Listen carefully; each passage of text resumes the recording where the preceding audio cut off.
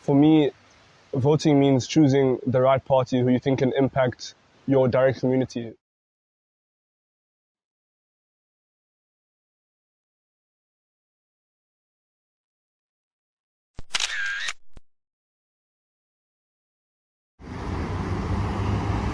Ahead of South Africa's local government elections, the voices of young people matter more than ever.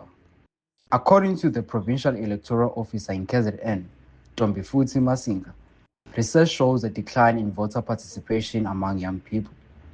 This documentary takes you into two different worlds, Durban North suburban streets and Chesterville's township community, where two young citizens share their experiences of democracy, service delivery, and the choice to vote. Through their stories, we uncover the contrasts and common struggles that define youth participation in local governance and ask, what does democracy look like when lived through different sides of the coin? We have a little bit of a crisis as a country in that young people don't seem to be that interested looking at their population as a whole vis-a-vis the percentage of them that are on the voters' roll. We are a very young nation as South Africa. Over 35% of people on the voters' roll on the population register are young people, but that is not translated to their percentage on the voters' roll. So we are, as a country, worried that young people don't seem to be interested on the politics of the country or in the country's democracy as general. Meet our first voice, a young resident of Durban North, Glen Annual. Surrounded by the relative stability of suburban life, he shares how elections feel from a place where services are more consistent and expectations of leadership are shaped by access and opportunity. My name is Obi Kelechi. I'm 18. I started off my schooling career in Umhlanga, and then from there I kept around the same area, going to Northwood Boys High School and All Boys School. In that school, they helped me shape many of the values I carry today, like leadership, communication, and having proper ground morals. I have three sisters. I stay with my father, and yeah, we really like this community. We think the values are good. We think it's a perfect area to grow up in. I've never voted. I've recently finished my high school, so I wasn't eligible to vote. But the previous year, 2025. We've been encouraged to start developing a mindset around voting and how it could impact us and impact our community. So this year, I've been more considerate of voting, the thought process towards voting, and what parties I should look at, considering who I'd vote for. For me, voting means choosing the right party who you think can impact your direct community, the party that promises what they preach, the party that practices what they preach, not just gives you false promises. So, of course, there's a lot of external influences, the news, social media, all of that stuff impacting who you vote for. But I think it's truly up to yourself and things you see with your eyes, like if parties promise cleanups, promise education, promise clean water, if they're able to deliver that, I think that's what I look at, people that can impact your community. Now we turn to Chesterville. Here, another young person reflects on life in the township, where challenges of service delivery and community struggles influence how democracy is experienced. His perspective reveals the frustrations, hopes, and the realities of engaging with local elections from a very different side of the coin. Igama lami Ngithuko Wadubazana. Ngihlala eChesterville, kulele khona nje almost impilo yami yonke. Funde khona ngenze yonke into. Ukuvota ngathini akusho lutho kuwami. Ngicabanga ukuthi into nje esiyenziwe nje abantu ngoba besebejwayele ukuthi njalo kumele uvote, because ekuvoteni kwethu akukho okwenzakalayo.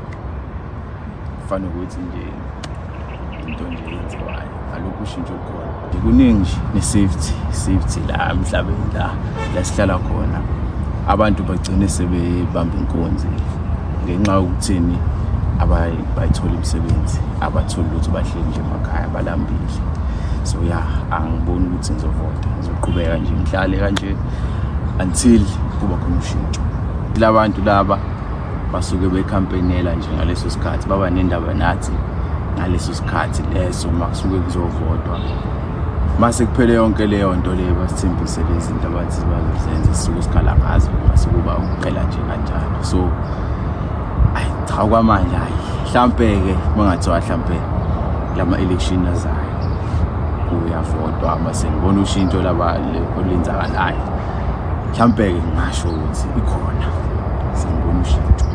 Angeke ngize ngivota, angaze ngavota nje futhi, angaze ngithi mhlampe ngiyabona ukubaluleka ukuthi ngivote, ngoba ziningi izinto la nje around kumele ngabe sezenzakala kodwa azenzakalanga ngenxa yokuthi abantu abasithembisa izinto abazenzi. Sihleli la emakhaya asisebenzi, ukuthi ayisebenze, siyafunda, siqede ekoleni kodwa sigcine sihlala emakhaya. Kuningi nje izinto, ezinye iy'ngane ziyafunda ekoleni, sekumele zihambe ziyoqhubekela imfundo yazo, zihlale nje la emakhaya, zingayitholi access ukuthi zingene lapha ekoleni. With regard to youth empowerment and education, the two individuals seem to have two very conflicting perspectives. You know, in this day and age, even some of my age mates, everyone thinks everything should be provided to them. You know, once they finish school, they say, "Oh, I'm unemployed." It's a matter of you getting up and doing something. You know, making your own impact, not wanting everything to be delivered to you. With service delivery, all of that, everything is provided. You just have to look. But there are some cases where, you know, the government does say they're going to provide something and they don't, and then, you know, the youth, people my age aren't able to get those resources. But you look at things as NASFAS, they help assist people with education. They try to deliver good education. And some people say, no, education's too expensive. But the same people that say that are not trying or making an effort to apply for your bursaries, your NASFAS, they just expect everything to be given to them. In response to this crisis, Masinga says that IEC is going all out to get more youth involved in voting.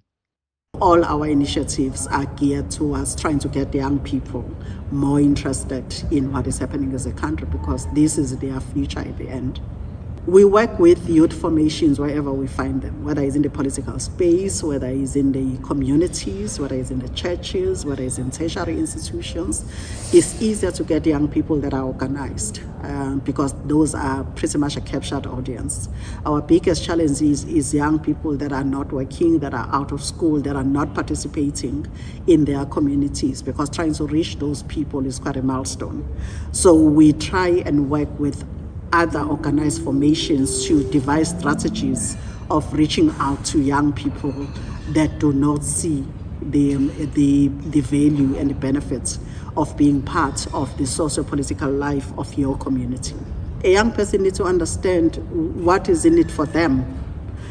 But I think as any other ordinary human being, you need to be able to see people that look like you in politics. Political parties can do far better in terms of elevating young people into leadership positions within their political parties, because they can see that then there is hope for them if they can see that it's possible as a young person to be trusted with a position of leadership within your political party. So I think political parties can do better in terms of fairing young people as candidates in elections, whether it's general elections for national and provincial government or for local government elections. And these coming elections present an opportunity for political parties to field young people as candidates, because they do work with young people as political parties. We know that they are very much involved in student politics as political parties, because we see the youth wings of political parties contesting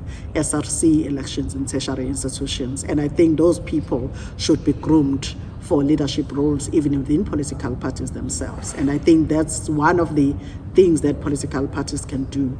But civic education as a broad responsibility is a shared responsibility by everyone in the country. Political parties should play their role in civic education in general and find mechanisms of teaching people about what it means to be a responsible citizen from a very young age. And political parties also have an influence in terms of curriculum that is taught in classrooms. To what extent do they invest as political parties in ensuring that the curriculum that we offer as a country goes a long way towards building a rounded individual who don't only go there for academics, but who, when they finish school, they've understood the responsibility of being a citizen of a country, and not just a citizen, but a responsible citizen. So because we vote for political parties, they've got policies. Through their representation in parliament, they should be able to influence the kind of curriculum that kids go through in school, even before they go to tertiary, so that by the time they finish school, they understand the value of being a responsible citizen. As the voices of our youth echo through townships and suburbs alike, one truth becomes clear. Democracy is not a distant ideal, but a lived experience shaped by every choice, every conversation, and every vote. Their perspectives remind us that the future is not written by politicians alone, but by the courage of young citizens who dare to imagine change. In their hands lies the power to redefine participation, to bridge divides, and to carry forward the promise of a more inclusive tomorrow. For Credible Source by DUT Journalism, I am Sizwe Chololo.